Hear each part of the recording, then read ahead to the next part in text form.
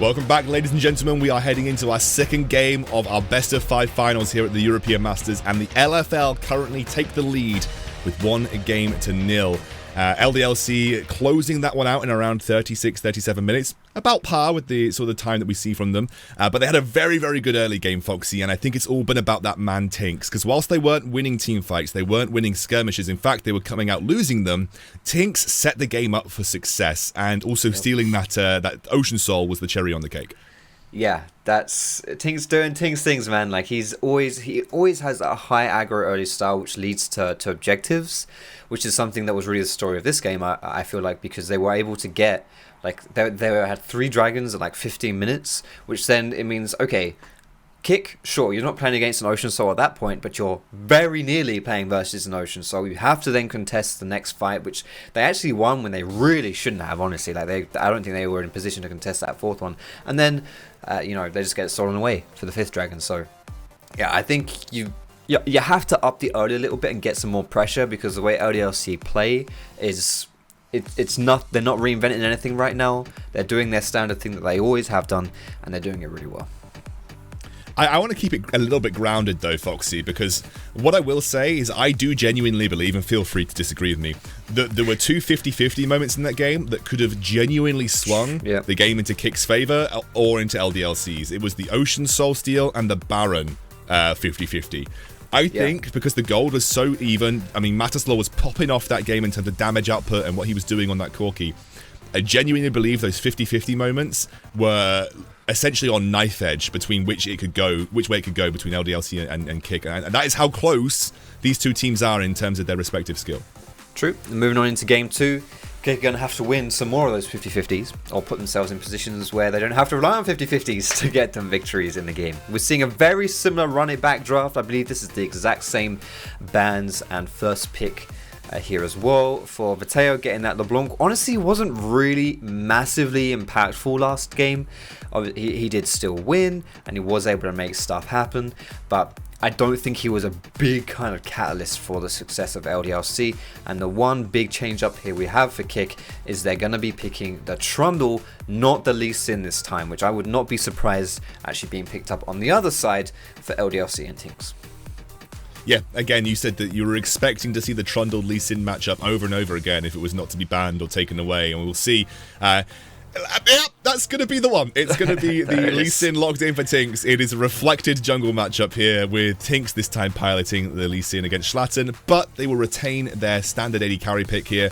And I wouldn't be surprised to see an AD carry locked in for Puki style like that Misfortune, because one of the things that has been kind of, I guess, pointed towards Puki style is that he doesn't have the breadth of champions that he can play in the bot lane. Like, he's not someone that's going to pull out Syndra, for instance. He's more like these traditional AD carries are his style, and it is the Misfortune that gets locked in. Yeah, so something with Puki style is, I mentioned last draft, is going into these finals, he'd played 12 games, and 10 of those games he was playing either Aphelios or Varus, and both of those were taken off the board last draft. Also taken off the board this draft as well. So he played the Misfortune last game, and his damage share was about the same. It was really low, something like 15%. His average is like 30%. Like, he really didn't have too much impact. Obviously, you know, stats are stats. You can paint a picture as to why that is. But either way, I do think you are taking Puki style off of comfort when he can't play Aphelios or Varus. And I also think in that top lane, Ibo picking the Mordekaiser was a similar situation where he was again playing like his 5th string top laner. Yeah, and also me and you were discussing what kind of impact a Mordekaiser can actually have compared to the likes of an Ornn and Aatrox, where we've seen Ibo have big impact skirmishes. They're not banning the Maokai out this time round. That makes me feel that they could potentially either go Set or Maokai and prioritize that for Ibo. I know it doesn't give him a counterpick scenario, but it's not exactly like he utilized that counterpick scenario last time to a huge effect, right? So I'm just wondering whether they're trying to keep that top lane pool a bit more open for Ibo here. And with the Maokai ban, I wouldn't be surprised to see Set locked in for him here. Or Aatrox, yeah. Aatrox is a big Ibo champion, a big Bando champion as well. When Ibo played Aatrox in the quarterfinals, over the 3 games he played, he had more kills than the rest of his team combined. Legitimately. And a lot of those games were on Aatrox. At least 2 of them were on Aatrox. And so, yeah, he's definitely comfortable with that champion. I think it puts a lot more kind of agency on Ibo on that top lane, and especially with this Trundle as well, like you can start playing through that a little bit. You're gonna have that lane pro up against Gangplank too. So I like the kind of shift here to giving Ibo more of a pick that enables Ibo to be Ibo. And they're going to give Raxxo the Nautilus in the bot lane here, maybe looking to make a statement in terms of taking that early lead, because one thing that I want to reflect on is, you know, we asked the question, will a gold lead at 15 minutes result in a win for the team that has it? Well, it did. LDLC had the gold lead and they converted into the win. That is a stat that I'm going to want to track throughout this. I genuinely think these teams get so much from their early game that they use that to catalyze their wins. And I think this time round, I'm looking at k1ck's draft and I'm thinking, you've got more agency. Your top side of the map is stronger than it was previously. You can give Ibo a bit more, I guess, proactivity in terms of what kind of impact he can have in these skirmishes around Rift Herald and around Dragon. So I'm excited to see what k1ck can do with a draft that I feel is a bit more aggressive and a bit more proactive in the early game. Yeah, and I also think as well, when you look on the other side of LDLC, there is no tank to speak of in any way, shape or form. Not even really a bruiser. You know, Lee Sin is the tankiest person on your team, and when you're saying that, that's, yeah, you know, your warrior Black Cleaver champion is the tankiest one. Oof, a little bit scary. But that does mean that champions like Corki, like the Puki style, Misfortune ult as well, these are two things that are going to hit exceptionally hard in this game. And it also means for Nautilus, anyone he presses his ulti on, anyone who takes that, they're gonna die. Like, there's just basically no other way to put it. They're just gonna die. Like, they're so squishy. And I think that's something that, you know, LDLC here have a draft that's quite hard to play in that front, and they're gonna be very careful. Okay, the question I'll ask you then, Foxy, is what do LDLC do to get a win? Because I do agree with you. I think if we go to a team fight situation where it's pure front to back, you know, the flanks can happen from Aatrox, I just don't think anyone there can tank the damage that Puki style, that anybody from k1ck is putting out, right? So what do LDLC do to win? Like, what is LDLC's game plan here to actually get the advantage in this game and eventually in sort of taking the game away? So I actually think it's kind of a similar run back to their game 1 strategy, just with some slightly different picks. We saw TynX when he was in the quarterfinals versus, oh my goodness, I can't remember. Was it XL he played versus in the quarterfinals? I'm pretty sure. Yeah, I think it might have been. Yeah. He played versus Taxa, and he did the Trundle Lee Sin matchup, where he played Trundle first, and Taxa played Lee Sin, and he dominated Taxa big time. And then the second time around, XL did exactly what k1ck have done here. They took the Trundle and then gave TynX the Lee Sin, and he dominated Taxa again. So he's familiar with both sides of this matchup, and I think that, you know, TynX as a player, he might still be able to play this Lee Sin in a somewhat similar vein to Trundle, at least to the extent of what he achieves in the early game. And to that extent, you know, especially if you can match up with the LeBlanc and get some early plays going, because that's always something you're going to have an advantage on early, then you can still do a lot of stuff. Shlatan will clear this ward out and will give away that he's on that top side of the map.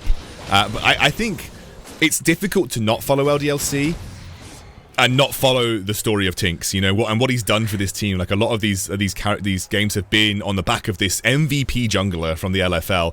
This time Shlatan is matching TynX. The push did happen for Bando on the top side. They put a lot of pressure onto Ibo early on, and now TynX will match up with Shlatan, who's doing his Krugs right now.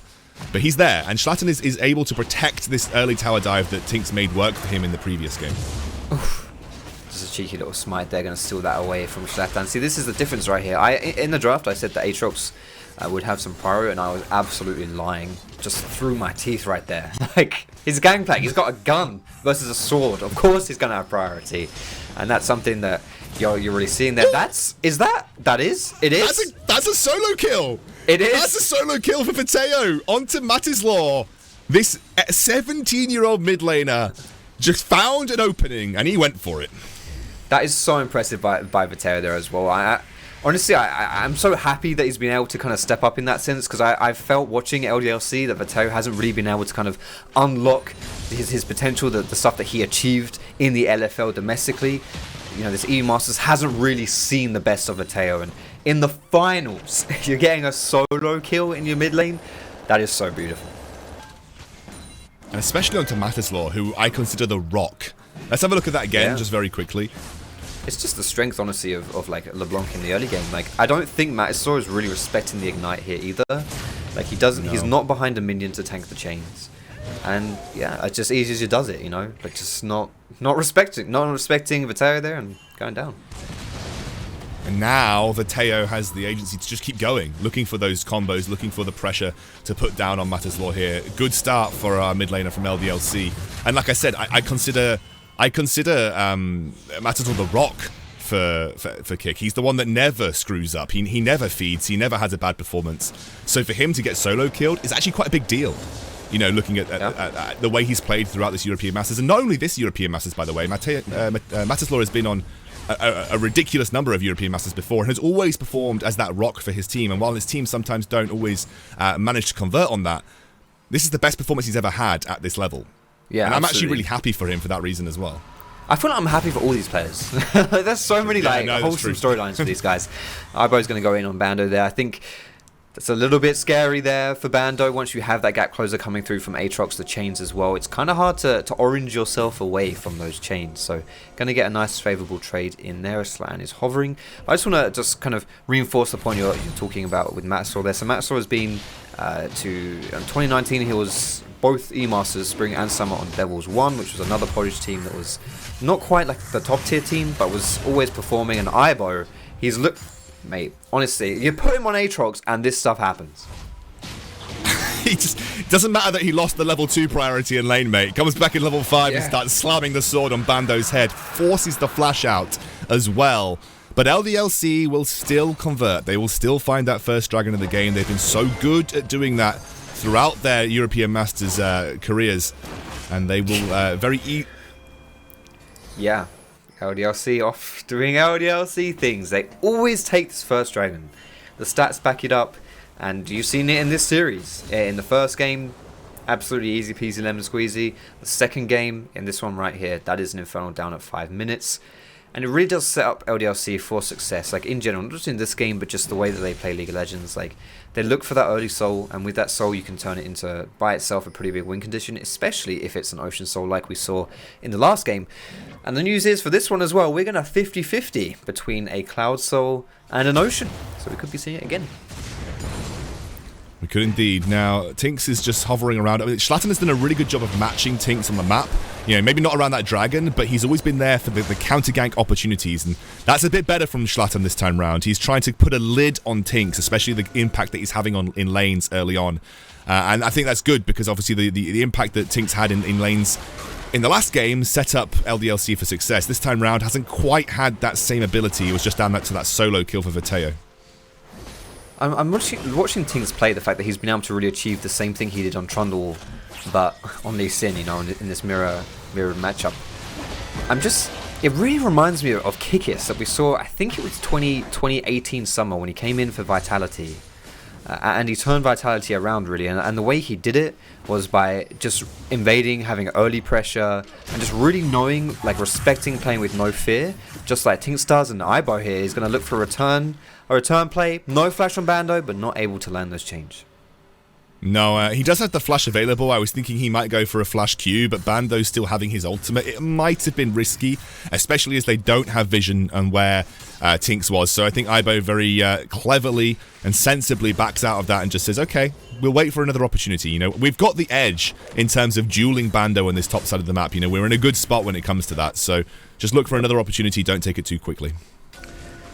Yeah, well, Gangplank having his ultimate up as well. He'd really like to hold on to that one just in case something happens around somewhere else on the map. But yeah, absolutely. K1ck right here with Aatrox being this strong, this early. Definitely having kind of the first move if he needs to, or having the advantage against this Gangplank. It's something that LDLC are really going to have to address, which we're seeing now with TynX roaming up topside. Yeah, I mean, you can see that the first Rift Herald is about to spawn. Now, interestingly enough, the bot lanes are not rotating for this, though TynX... Ooh, Ibo will just dodge out of the Sonic Wave there. But TynX is hovering, and YellOwStaR is actually in mid lane. So you can see Raxxo is not, but YellOwStaR has rotated up to provide support for his team around this first Rift Herald of the game. Whether that will be taken by LDLC, yet to be seen. They haven't really set up for it, but YellOwStaR being here makes me feel like he wants to make that happen.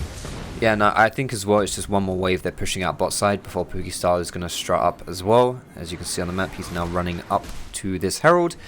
And Hades, no TP, not going to be able to join. And TynX has gone very aggressive here. He has, and he got punished for it because Matislaw had the package, and this time it is K1ck who take the first Rift Herald fight. It might not be over just yet. Vétheo and YellOwStaR are still hovering, but they get that all-important kill, and Bando being so low in this scenario as Shlatan dives in, the smite comes down, and Trundle gets another kill here with the first of the game going over to Shlatan. They should be able to get this Rift Herald pretty easily now. Yeah, Bando still has no flash from when he lost it against Ivo before. Shlatan knew that, just runs him down and chomps away at the Pirate, getting himself that kill as well. It looks like K1ck are not going to be able to get this though, which I find particularly peculiar. Like, you kill TynX in the pit. When the enemy jungler is dead, surely you're just able to get that, but I feel like this is a bit of a lost opportunity because they're not going to pick it up, and instead LDLC are actually going to be the ones to secure the show. I guess because they staggered those kills onto Bando and TynX so much that TynX respawned, and they just felt that they weren't going to have, I guess, the pressure in the fight to be able to actually win. I really let's don't take a look know at that what again. TynX was thinking here. Like, what is that? He even ward hops in, like thinking he's, yeah, I've got. It didn't even queue in. It wasn't even like, you know, classic Lee Sin play where you hit your Q, so you have to follow it and then you die.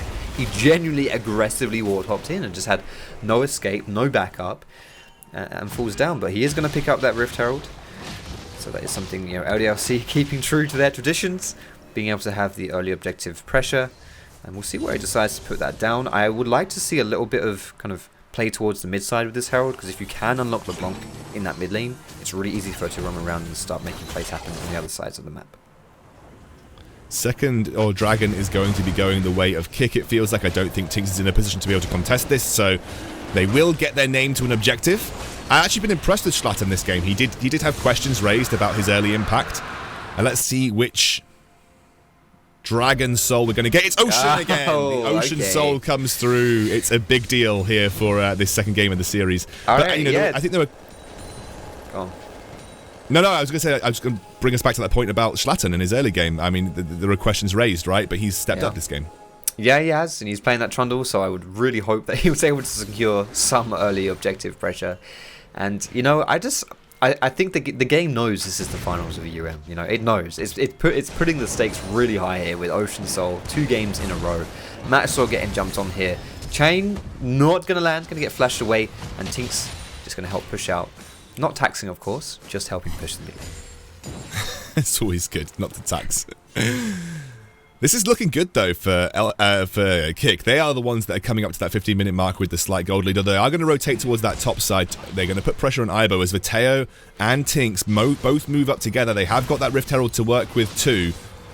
They're going to try and hold the wave. No one there to respond. No one on this side of the map. Ivo is by himself as that Rift Herald will get thrown down. The wave coming in right now. And Vétheo and TynX are waiting. The ultimate popped immediately. Sonic Wave does not go through. Ivo trying to buy time, but the Ignite will do the work it needs to. And that will allow LDLC to get this tower dive for free. Well, free, it depends on what they can do. K1ck can do on the other side of the map here. I think LDLC are going to come out on top of this one, especially since they have the Rift Herald working for them as well. But Shlatan moving down to the bot side, trying to get something there as well, and Matislaw was able to pick up at least 1 plate in mid. I'm not sure whether he got more than that, but either way, a good move there by LDLC moving together as a group to pick up that kill and also look to get this tower. But there is a TP here. Ivo doesn't want to give this one up for free. He doesn't, and actually that's really good because it saved the top side of the map for the first tower going down. This is actually a big play because if they can convert that into bot lane tier 1, then they might actually get that first tower. Ivo going in, mate. He wants this. As TynX and Bando forced back. This is what happens when you tower dive in a 3v1. Ivo wants revenge. Unfortunately, I don't think K1ck are in a position to actually get this tier 1 back, especially as Vétheo is now there defending it. So we come out even in terms of those tower pushes. Yeah, so when all said and done, that is very even, and considering LDLC had the extra resource of having the Rift Herald, and Matislaw got 2 plates in this mid lane, I think they'd be pretty happy with that one. We are seeing, you know, 30 minutes in, 1.5k gold lead at this point as well for K1ck, and it's not really come off of anything fancy. It's just some smart plays coming through from the Polish squad. Yeah, and they've actually kept a lid on TynX, most importantly. Yes, okay, he's made these tower dives happen, but he's not had as much impact in the game as he did on that Trundle previously. And you can see Shlatan, just when questions were asked, he was there and he stepped up to them. Now, it's not a one game for K1ck. I don't want to like lie to anybody. You know, just because they get the gold lead at around 14-15 minutes doesn't mean they win the game. But it is something that I do like to track because these teams are quite early game focused in terms of the way they play. But we are seeing a noticeable difference on that top side of the map now that Aibo has been given something like Aatrox. Though I say that, TynX is here again. The ultimate comes out from Bando, pops it from Aibo too. He tries to dodge away, trying to buy time. I don't think his team are going to hit him. Oh, wait a second. Aibo, look at this guy. Can you stop him on this Aatrox? He finds the kill onto TynX, and now Shlatan is here for YellOwStaR. Aibo still wants more. He's looking for the kill. YellOwStaR will buy time, but it's just an elongation of his death as Bando now going to be a target of a 4-man tower dive. This is the revenge that Aibo is looking for, and he gladly reaps the rewards. Revenge is the whole story for Aibo right now in this game. Holy moly, he's been focused and he gets his payback, but not only that, Aibo, last E-Masters 2019 summer, he was playing for Rogue, and guess who knocked out Rogue in this tourney? It was LDLC. He's getting revenge on all fronts here. Starts off as a 2v1, and I was kind of thinking, why is LDLC focusing topside? I don't think this is a particularly good lane to go to. It started off well for them, but then, holy moly, Aatrox, he just turns it on. He does so much damage. It's so painful, and finally when his team's able to collapse and back him up here, he's going to get 2 extra kills as well. This is a huge play for K1ck. Okay, Foxy, we need to, just double back a little bit here. Look at the difference in K1ck when their top side is strong.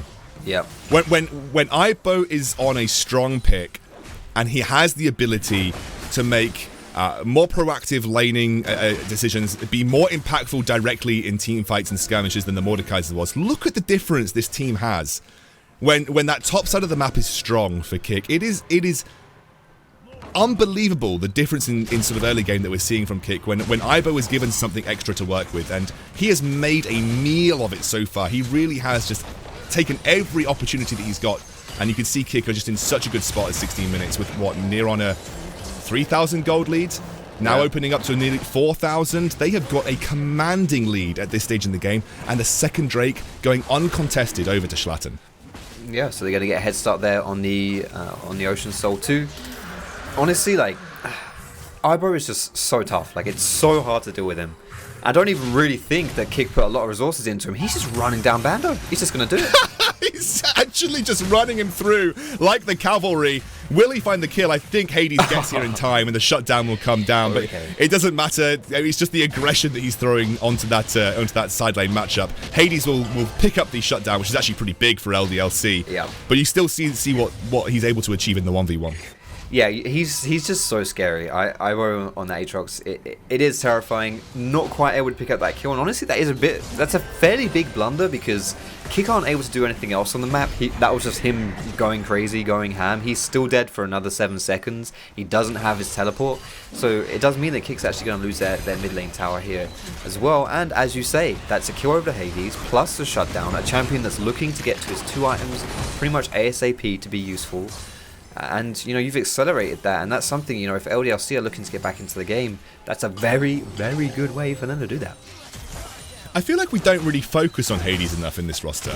And I don't know why, because I want to talk a little bit about it. Me and you mentioned it when we first looked at Hades, when we were talking about the quarterfinals. He had a KDA of 28. The guy, and he had a 6-game streak where he just didn't die. His current KDA before this final was 15, still putting him head and shoulders above the competition. And I know KDA isn't a good metric about how good a player is, but Hades constantly puts up insane figures and good damage share and good damage output in games. I feel like he kind of goes under the radar for LDLC, and especially on something like Ezreal, where he just makes such use of that 2-item spike that we saw in the previous game.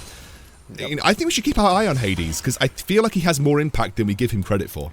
And also, the fact that Hades is able to play like this unlocks YellOwStaR to be able to roam around, which is pretty much just why he's able to play Bard and why his Bard is so good, and what gives LDLC power as well in this kind of early mid-game.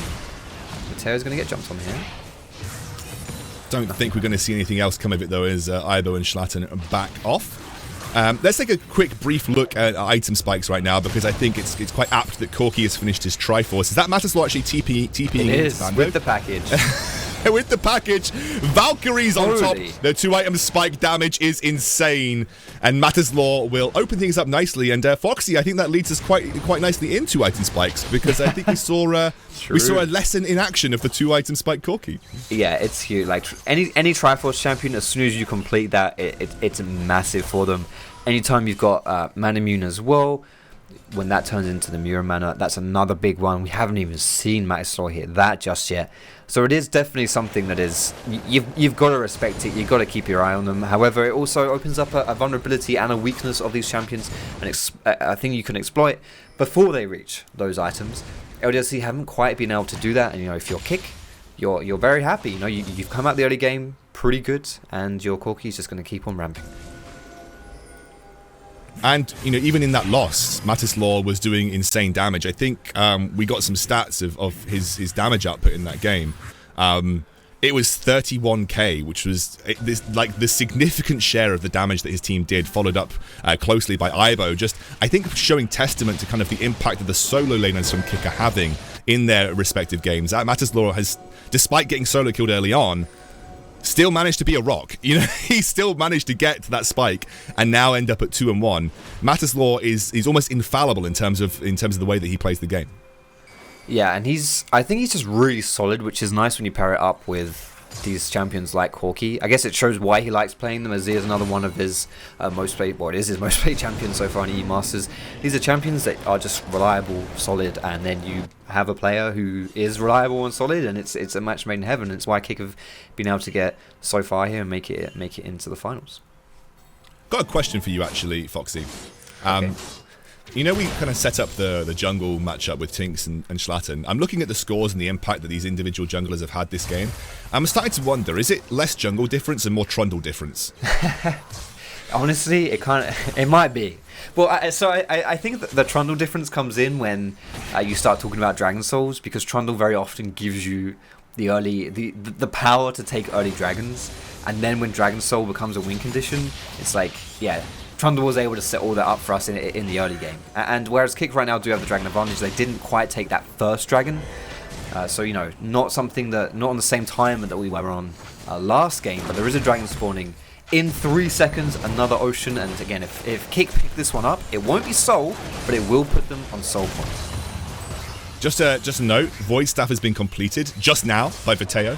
We have got the 2 item spike for the Ezreal. It has been finished up.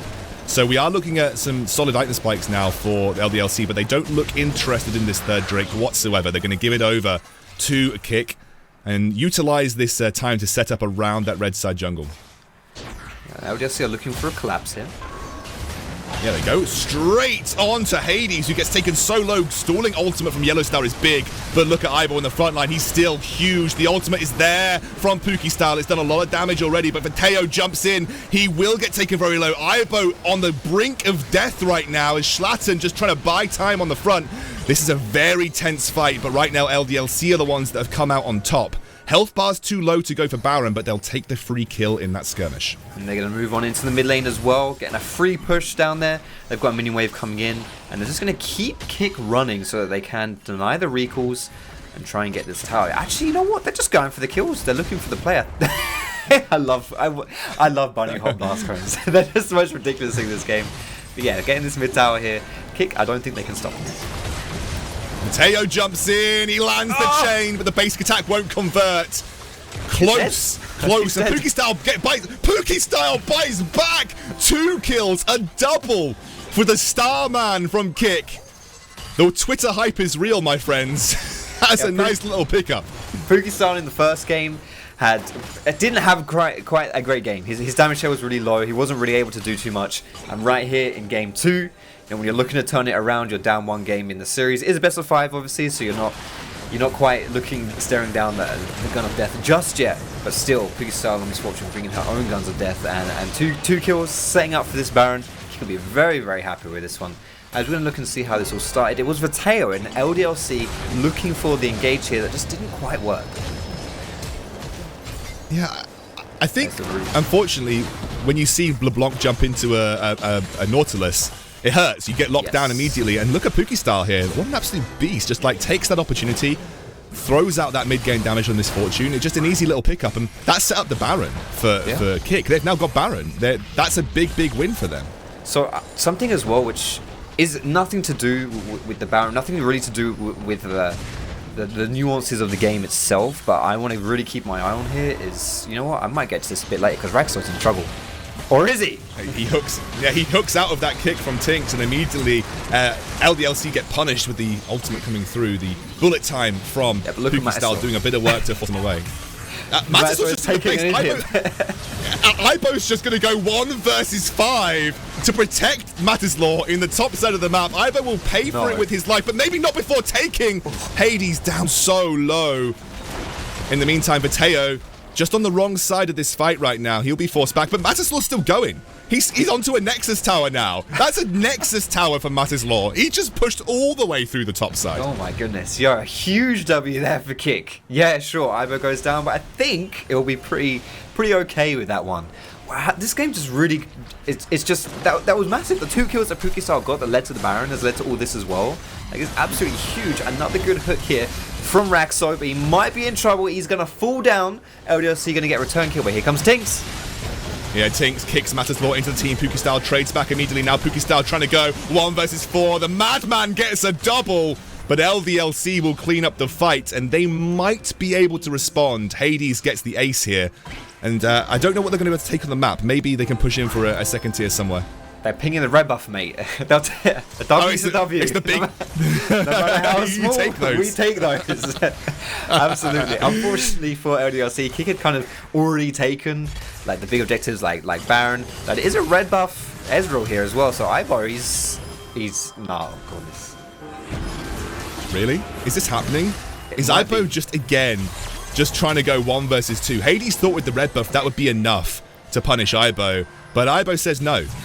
And he already just found a very convincing 1v2. Hades is going to be running with his tail between his legs, but maybe not quick enough because the teleport is coming in.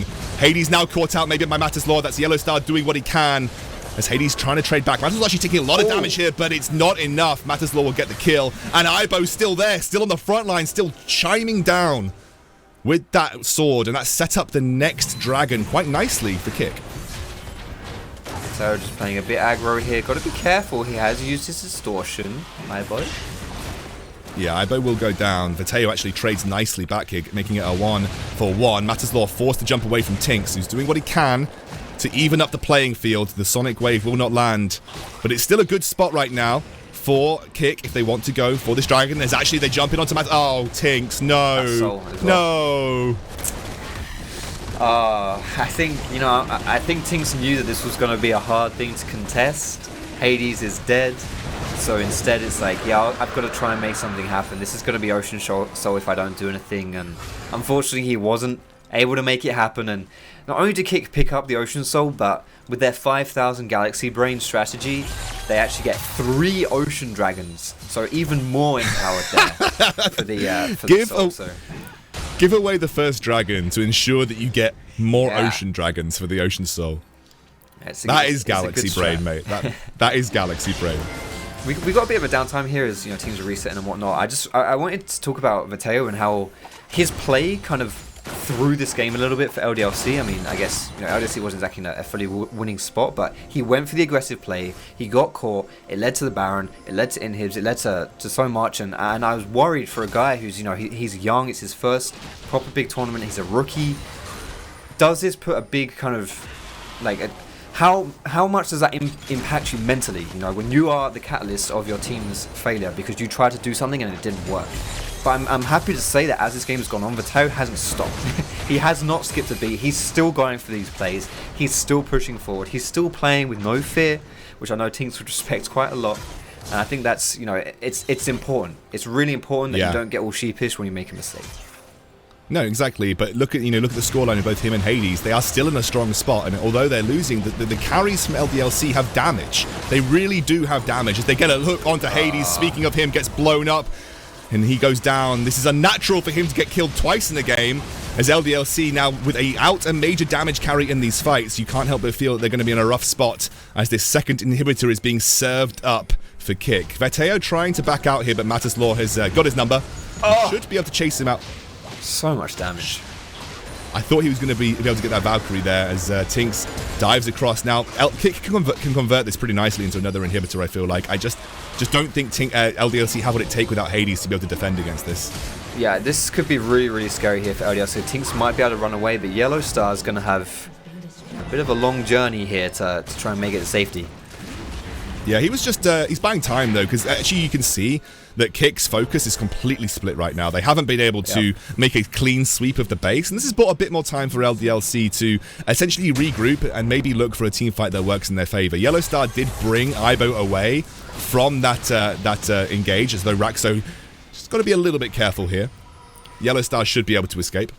Yeah, and Baron spawning up here now as well, so K1ck is just looking to get a reset off, force that Baron play, and depending on how that fight goes, obviously K1ck are hoping it goes well for them, and I think they're set up to succeed in that fight. That could very well be the death knell for LDLC, so the French squad is definitely going to have to look for a way to deny this Baron, win a team fight, anything. You have to do something right now, because if you fail this, that is game. They are setting up for it, and immediately they are on to Baron. We have got Triforce and StarX Gage for Bando, who I think has been a little bit starved of resources this game. That's been a rough matchup into Ibo, who's played, despite what his scoreline shows, has been so impactful in a lot of these fights for K1ck. Wait a second, did K1ck just not even know this is happening? Yeah. The sound? They've just given... LDLC are so good at sneaking Barons, I swear down. Okay, K1ck haven't had enough. They're not happy about it, they're going in. They're not happy about it. Ivo can immediately be targeted by Hades. He gets blown up here, but K1ck are still confident that they can win this with the package to blow them up. That's going to be a shutdown for TynX. Matislaw goes down here. K1ck may be making a big error with only Puki style as their major source of damage. He zones them away with the bullet time, but LDLC smell blood. They finally find their window to make something happen, and Hades is going to start things up. Oh my word! What are we seeing? LDLC turn it on its head. I cannot put it... I'm flabbergasted. What is happening? I really thought this was just going to be a formality for K1ck to finish it off, and LDLC, they sneak away this Baron. Really good play by them, and they've shown in previous games they're good at doing that. Ibo, though, just very not happy about giving that one away. Got a little bit too far forward there, and this is a fantastic package. The only problem is you're all by yourself. You're Corki, you have a lot of damage, but you aren't that tanky. This is like watching this back. When I saw it the first time, it was shocking. When I saw it the second time, I'm just as shocked. Like what happened? LDLC maybe giving themselves a lifeline here, Foxy. That bot lane inhibitor due to respawn, but not that it really matters because the Baron's gone, so it's not even like you're fighting for an objective on that side of the map. Now, in 1 minute's time, we have the Elder Dragon. I'm sure this is where this game is going to boil over. I'm certain that the Elder Dragon will be the key to unlocking either side for a victory here, either the Elder Dragon itself or the fight that ensues around it. So we've got to keep our eyes on that timer because I do feel that we're entering critical mass of this game. 55 seconds to go. Item spikes are all over the shop right now. Hades is 6-2-4 with 4 items. He's doing a lot of damage. And LDLC are setting up for it. They want this fight to happen. They feel confident after that last win for them. And that's maybe all that matters in some of these engages. The confidence to execute is the way that I'll look at it. Yeah, absolutely, and this Elder Dragon fight is going to be huge for both sides. So I'm feeling giddy. I know something's going to happen here, and you know this could be it. This could be game for either one of these squads. It all comes down to this one fight. The hook attempted on Hades from Raxxo. He's had a couple of these games, so I don't fault him for searching. And I think for the first time in this game, K1ck are actually behind in gold. It's been a while since I could say that. It's been 20 minutes of K1ck dominance. It feels like. As LDLC find another turret on the bot side of the map, the Elder Dragon has now spawned. Now, LDLC are not in the aggressive position for it, but they have got the vision around the area. They do have the Rift Scuttler, which may play into their favor if this fight does ensue. Both teams are just not willing to take any risks right here. They know that one slip-up could mean this game, and that would be big indications for the rest of the series. They get a hook straight onto Bando, who's forced to flash across. YellOwStaR does not connect with the ultimate, and TynX now locked up, forced to dive behind the Elder Dragon. Bando again hooked twice. Twice bitten, twice shy, and he will go down very low. as he gets punished by Raxxo for his positioning once again. He's building up his tents right now, but KiCK are in a good spot. LDLC, another, it's 3 times, mate! It's 3 times the hat-trick, like you said! And KiCK now find that opportunity to push onto LDLC. Matislaw taken low, but KiCK find the win. Oh, sorry, LDLC find the win in that fight. Is that just going to be LDLC taking this game? They're going to push down the side lane. Yeah, that's it. The death timers are way too high at this point in the game. And I didn't quite see who even got the Elder Dragon. It was LDLC. Not that it really matters at this point, because LDLC, that's it. You know, that's it. Raxxo is the only one alive. They have a minion wave. LDLC somehow have won game 2. The 15-minute rule is broken, Foxy. LDLC find a way with a Snuck Baron, a one-team fight, and destruction around the Elder Dragon to go 2-0 up in this series. A huge advantage for the LFL in this European Masters final. What a crazy game that was. I'm perfectly deserving of the finals of EUM. If I'm KiCK here, I'm quite literally kicking yourself. Yeah, quite legit, literally kicking yourself. Going into this next game, it's like it feels like you did so many things right, but just a few things wrong towards the end, and bam, that's it. You lose the game. The question I need to ask, and I hope the analyst desk touch on it, because it's boggling my mind, is KiCK seemingly win a lot of their fights. Yeah. How do LDLC actually find the wins here? Because it happened in the first game where they were losing fights, and obviously they had the objective control there, but they still won the game. They were losing this entire game up until that Baron, and then just turned it on its head. They made these team fights look completely different. It's actually insane. LDLC pull wins out from areas that I just didn't think they were capable of. Unbelievable. Yeah, it's incredible, and a lot of it, I love to listen to the comms and see what's going down, because the shot calling for LDLC has been, I really just think they play so well around objectives, and it's just, you know, you're seeing the prize that they're reaping here. Before we hand over to our desk, I do want to put this thought in your mind, and you mentioned it in the first game, Foxy. Is this YellOwStaR Coach Galaxy Brain making the difference in these games? The shot calling is seemingly what you're pointing fingers towards, and I'm inclined to agree. Does that coach experience, as well as the mechanical, the brains and the brawn that YellOwStaR is bringing to this team, is that making the difference for LDLC? Because it seemingly looks like it. Their late game shot calling is absolutely insane. Let's go to a quick break. When we're back, Quickshot will be back with the desk to break down that second win for LDLC.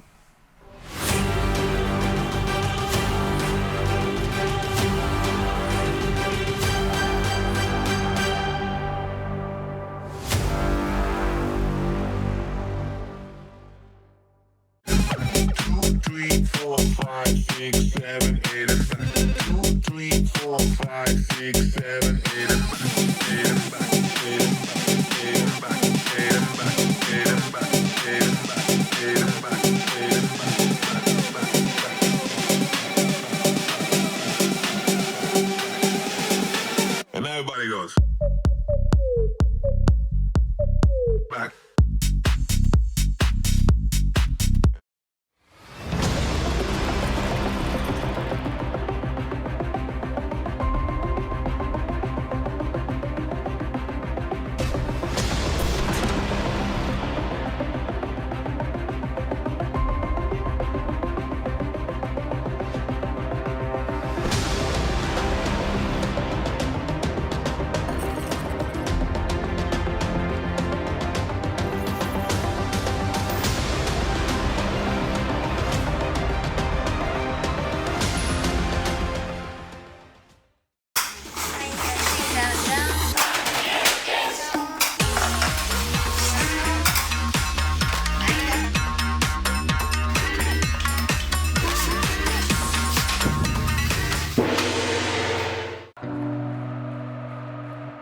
You've seen our name on the jerseys of amazing teams.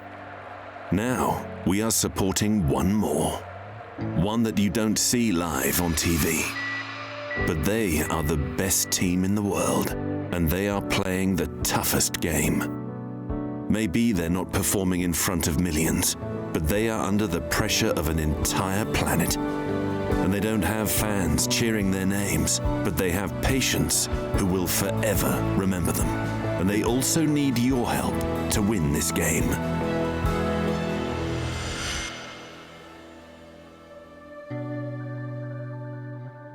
stay home like a pro.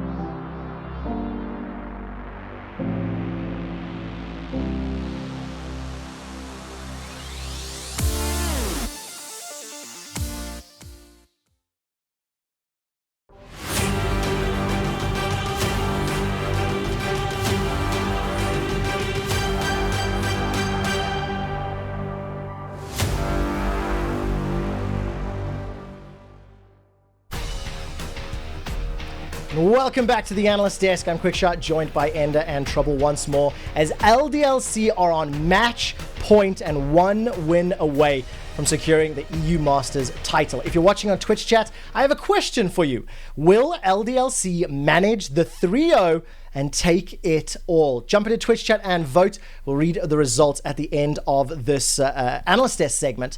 And let's dive straight into the game. It was crazy. It was back and forth.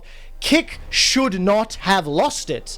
But before I ask you why they lost it, let's take a look through the story of the game. Georgia, it started with Ibo getting a very good triple kill in the top lane. It started with a very K1ck-esque role of things, pretty much. Ibo being a monster on this Aatrox. Sure, they tried to shut him down, but he comes back, he grabs the triple kill from this fight, and then chaos unleashes onto the Rift. It was a complete back and forth. It was one team taking the advantage. They were like, oh, excuse me, gentlemen, now you can have it, passing it over to their opponents. And then their opponents were feeling very gentlemanlike as well, and they were passing it over to their opponents. And I just have to say that in this chaos, LDLC seemed to control themselves much better.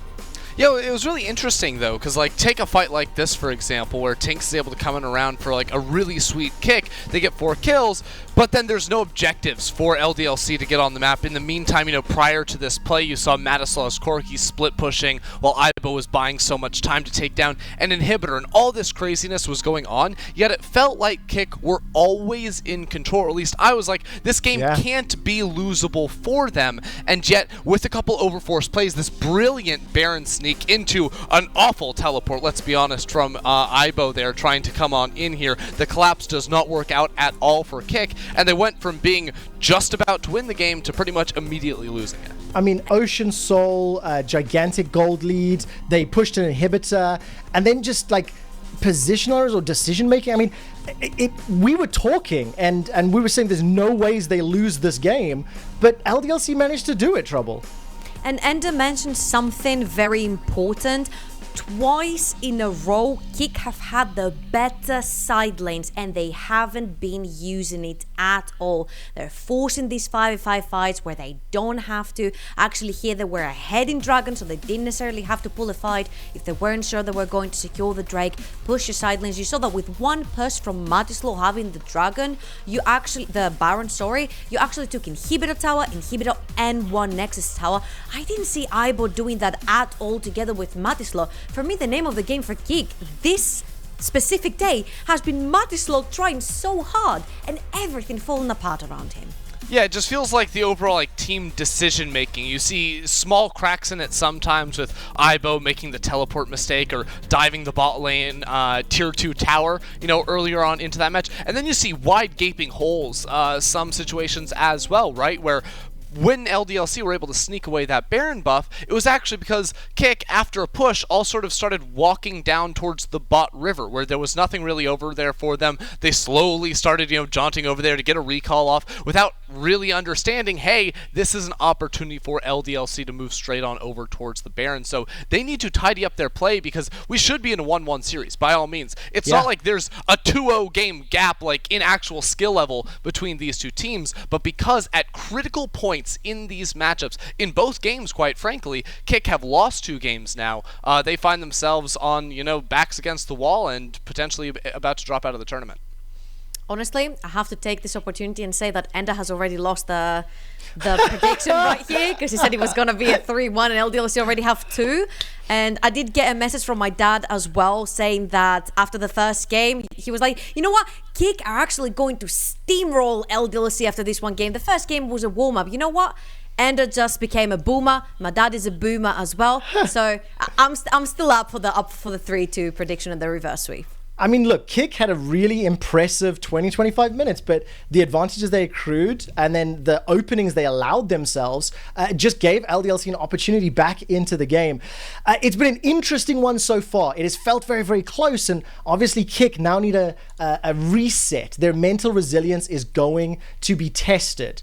Ender, seeing as though Trouble just threw you under the bus with prediction-wise, do you think that they're going to be able to bounce back?